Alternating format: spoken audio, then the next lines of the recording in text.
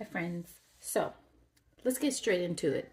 Obviously, if you read the title of this video, we're going to be going over the disease-modifying therapies that there are available for multiple sclerosis and also the one that I use. So stay tuned, or if I do what I'm supposed to do, you can look at the timer on the video, and it should direct you to which section says what I do or something of that nature. So let's get started. So what exactly are disease modifying therapies? I'm reading, of course, but because I want to make sure I give the right information to you. So they are treatments designed to slow down the progression of multiple sclerosis, okay? So some of them target very specific things that are in our immune system, because ultimately when it comes to multiple sclerosis, and I believe most autoimmunes, is your body is identifying something that's a part of you as a threat and it's attacking itself. So for me, multiple sclerosis attacks my nervous system, my spinal system. So that's why there's lesions on my brain and on my spine and on my neck. So you go from head, spine, neck to your spine. When I get my MRI, those are the things that they're looking for, lesions. Those are the regions that they are looking for. And so ultimately, it helps us to manage and maintain our state of being, because there isn't a cure for autoimmune diseases. So we have to find a way of maintaining our way of living. So that's why you have a disease modifying therapy. And ultimately, it is suppressing your immune system. So I am on a immunosuppressant drug because I'm trying to prevent my body from attacking itself. Make sense? And so here we are. We're moving into the types of them. And hopefully, again, if I do what I'm supposed to do, you will get that cute little hand thing that people like to do. And I'll put the image of the particular drug right there. Okay? If not, I'll just tell you. And then if you're curious about it, you go Google it or whatever search engine you are currently using. Okay? So the first one up. So we have Betaseron and we have Copaxone. Quite honestly, well, hold on, we'll get there. They are injectables, okay? So I've been on Copaxone before. Actually, it was the first DMT that I tried, and a lot of people do have beneficial improvements, or what do you call it? A lot of people do like them. They have their benefit, but you have to inject every day and you have to rotate. So I don't know about the Betaseron, but for Copaxone, you go from, I think, the fat of the arm, which is, oh, now it's really painful back here. And then you also go, I think you do like the fat of your belly and the thigh, and I think then you just kind of rotate those. So you do it once a day. So if you're interested in those things, of course, go ahead and do your research and find out and ask your neurologist or your doctor about it, because guess what? I am not a professional doctor. I'm not a doctor, so I'm not licensed to give you any type of medical advice. But what I can give you is my own personal experience and some information to get you on your pathway of research. Do your research. Reading is fundamental. And then after you do your research, you contact your doctor, a professional, and then you have that conversation with them. I am simply just a beacon of knowledge. Moving on. So we're moving into the oral DMTs. So this is going to include, it says, let me get this right, Typhedera, Mavenclad, and Gilenya. Again, I have been on Gilenya. That was the second DMT I've ever had. Mind you, there was a gap between Copaxone and Gilenya. So I had Copaxone very close to when I was initially diagnosed, and then I stopped for about 7 years, and then I tried Gilenya. Now, they're oral, right? And so if my experience with Gilenya, you have to take that every day. Mind you, I don't even take my vitamins every day just because I don't feel like it today. I just don't want to today. So obviously, I'm also not a candidate for birth control pills. So But again, some people have positive outcomes with them. I just don't care to take pills every day. And also, when you're coming off, or if you miss a pill for Gilenya, first and foremost, when you start Gilenya, you're going to have to be observed by a professional. So you're going to have to be in a hospital setting, and they're going to observe you for the next couple of hours, 8 hours to be exact, to make sure that nothing adverse is going on with your body.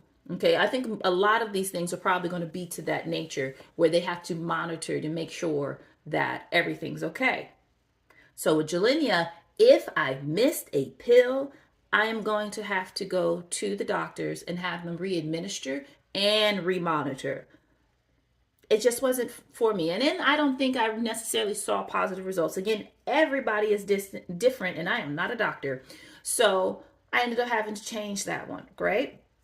So there are other ones. Also keep in mind, you just can't say, this is the one I want. Some of them you have to test for, meaning if you have some type of underlying condition, this may not be the right medication for you. So you have to walk hand in step with your neurologist during the process of finding a medication that you physically and mentally are okay with.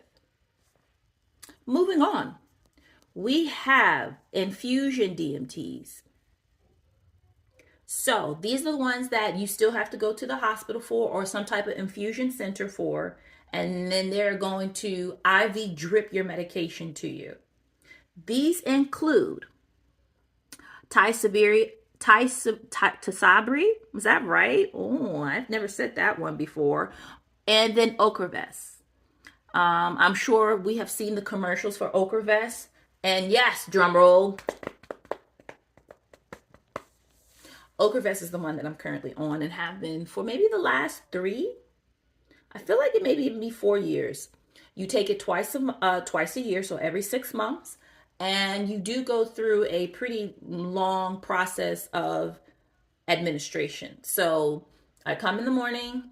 They give me a cocktail of things to make sure there are no adverse symptoms. So there are antacids, I think there's a Tylenol, and there's an antihistamine.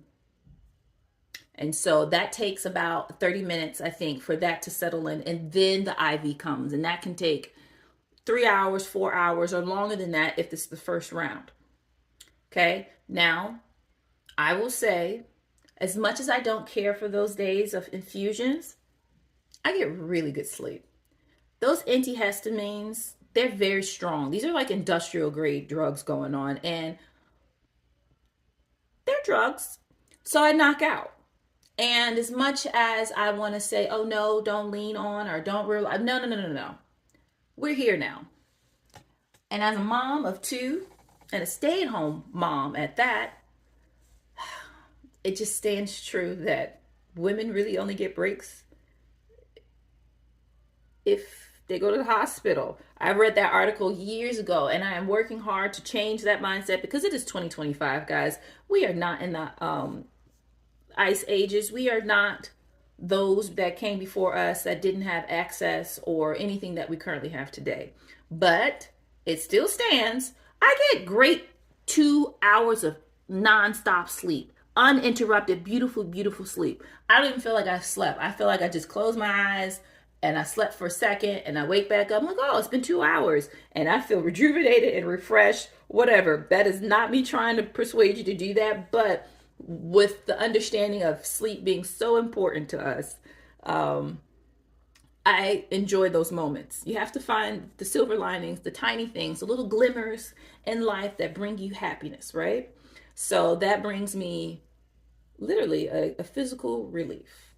Now, the drug itself can cause adverse reactions. I haven't had anything too significant, maybe a small rash to which they administer more antihistamines, which means more sleep. And then after that, I go about my merry way. So if you are interested in trying any of these things, again, speak to your neurologist. I'm not even going to put links in the bottom because I require you to ask a professional and go research it yourself. I want to be able to give you all hope for the loved ones that you have, or if you are if you personally suffer from multiple sclerosis or any other excuse me, any other autoimmune disorder, don't give up. Please don't give up. The way to life is to keep going. Life gives you setbacks all the time. And I think instead of looking at like, oh man, life is lifing and it's a setback, sometimes it is a test. Now, I'm not saying that everything is going to feel like it's just a test. There are some really, really big things in life that are heartbreaking. And I won't fib. When I was first diagnosed, it was heartbreaking. I remember being in my second year of college, because I was diagnosed in my freshman year. And I remember this tiny little dorm and all of my roommates in there. Please stop. It's not the time to message me. Love you. But I remember being in my dorm room with my roommates. They didn't come this round. I chose a moment where they were all being classes, but I had to have the woman, the nurse, who was going to come and show me how to administer Copaxone, a very heavy level autoimmune suppressing drug. And I'm not even 21 yet. That's heavy stuff. And think about the spiraling and all of the insecurities that came about afterwards, being the person that has such a heavy disorder.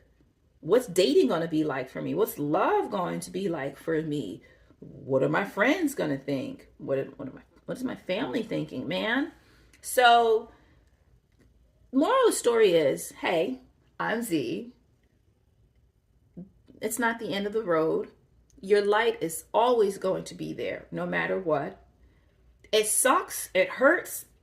You will have bouts of anger, but you will also have bouts of extreme clarity. You will have a deeper relationship with your body because you're paying attention to it. And ultimately, unfortunately, there is a silver lining within all. Sometimes it's just harder to see those silver linings because of all of the hurt and pain that surrounds it.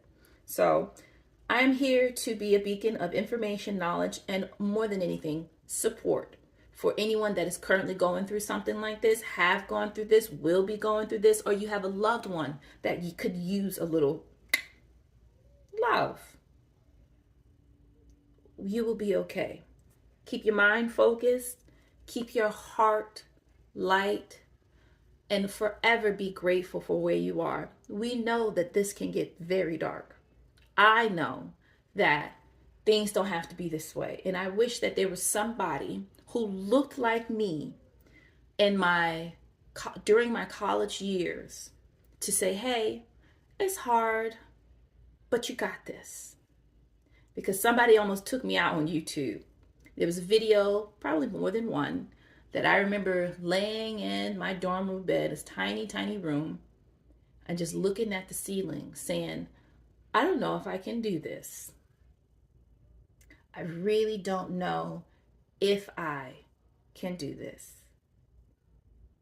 And watching videos of worst case scenarios, it does not help. What you do when you look at something, I was just having this conversation the other day, but it's like a visual affirmation. And that's not what we want to do. We want to affirm positive outcomes.